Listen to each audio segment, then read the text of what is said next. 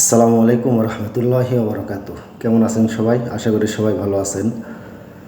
আজকে ঢাকায় বিশাল একটা সমাবেশ হলো।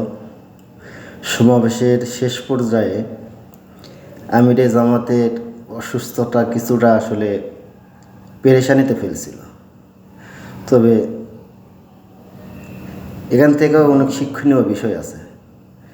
ডাক্তার শফিকুর রহমান সাহেব উনি প্রথমে বক্তৃতা দিতে উঠলেন, এরপরে কিছুক্ষণ পর হঠাৎই মাথা ঘুরে পড়ে গেলেন। কিছুক্ষণ পর তিনি আবার দাঁড়ালেন বক্তৃতা দেওয়ার জন্য, কিন্তু টিকতে পারলেন না, আবার পড়ে গেলেন। এরপরে উনি বসেই বক্তৃতা শুরু করলেন।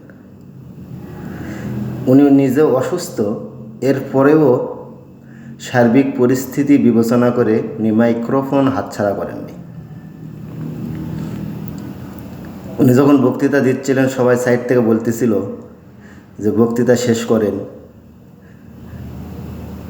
তখন উনি জোর গলায় বললেন যে আসলে আল্লাহ আমার যেইটুকু হায়াত রাখছে সেইটুকু হায়াত আমি ভোগ করেই যাব।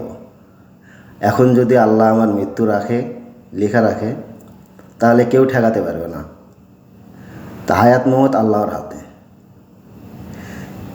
ওনার এই উক্তিটা শুনে আসলে সৈয়দ আবুল আলা মওদুদী রাহমাহুল্লাহর সেই বিখ্যাত উক্তিটা মনে পড়ে গেল।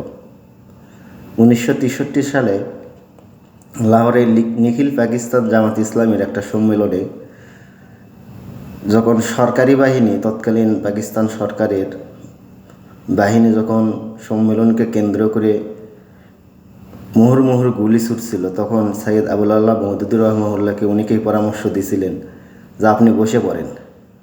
তখন তিনি বলছিলেন যে আমি যদি এখানে বসে পড়ি তাহলে এখানে দাঁড়িয়ে থাকবে কে?